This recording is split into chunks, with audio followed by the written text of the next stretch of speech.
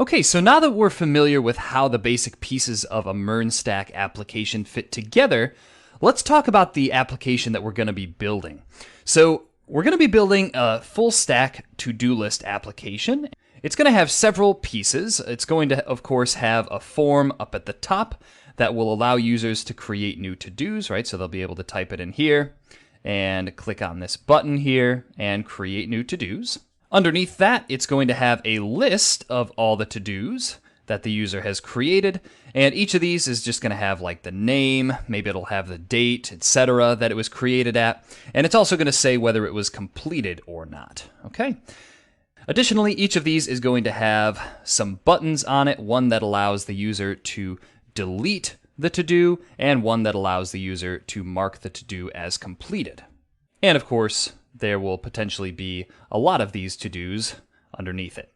Okay, so this is a pretty straightforward application, and it's an example that we've used in other contexts, but I've found that it's a really great example for getting an idea of how a full stack React application works.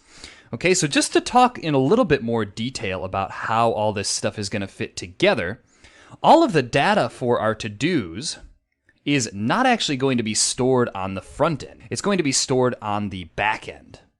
So what this means is that our front end, our React application, is going to have to communicate via network requests to our web server, right, which will also be managing our database down here. Okay, and it's going to have to make requests depending on what it wants to happen. So if it wants to load the data, it's going to have to send a request to that, and the server will send back that data. Okay. If it wants to create a new to-do item, it's going to have to send a request for that, and the server is going to have to send back some kind of corresponding data once it's created that new to-do. And likewise for deleting to-dos and marking them as completed. Now, we'll see how all of this works inside a React application very shortly. But first, let's create the front end of our application. Now to do this, we're going to be using create react app, which is just the boilerplate generator that allows us to create all of the boilerplate code for our React projects. And the command we were going to run for that is going to be npx create react app, and then the name of our application. So I'm going to call this application to-dos front end. And I'm also going to add the use npm flag because I want to use npm as the package manager instead of the default yarn. That's just a personal preference of mine. If you prefer yarn, leave that off. Okay, so let's run this, and that will generate our React app for us.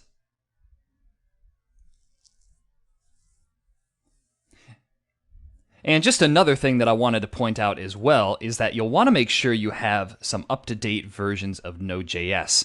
Well, and first of all, you're going to want to make sure you have Node.js installed in general. The way you can check that, first of all, you wouldn't have been able to run the command that I just showed you if you didn't have it installed at all.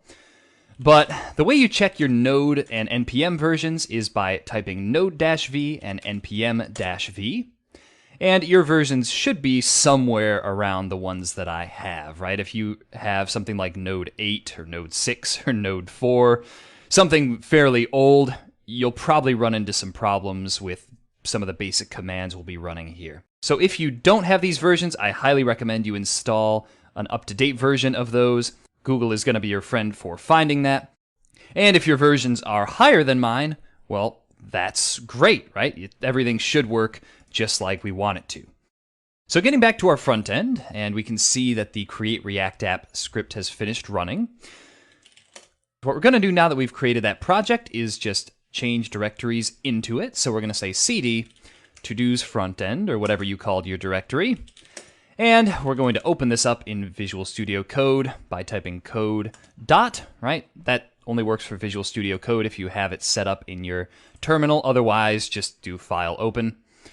And now that we have this open, let's just run it to make sure everything works by typing npm run start. That's how you run applications generated with create react app. And that will open up our application in a browser at localhost 3000. So everything looks good.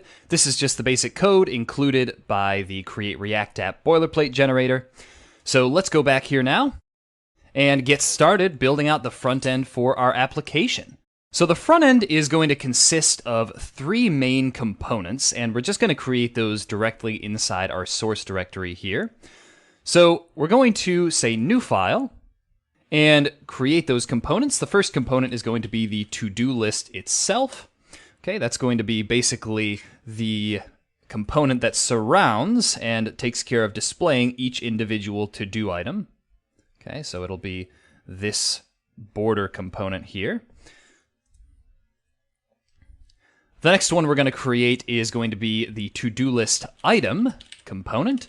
This is going to be the individual items that we're going to be displaying inside the to-do list. I found it's usually nice to have a separate component for items inside a list. And the last component we're going to create is the new to-do form component. This is going to be the form up at the top of our component that will allow the user to create new to-dos. Okay, so now that we have these 3 components, what I want to do is just go into our app.js and delete everything that's inside of there. So we're going to just delete everything inside this return statement, and we'll just put a placeholder there to make React happy and say hello.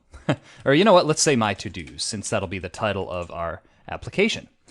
Okay, and we can also delete this logo thing. You can delete logo.svg, since that was just the spinning atom thing that we saw when we ran our application. And that is the basic setup for the front end of our application. I hope this has been informative for you, and I'd like to thank you for viewing.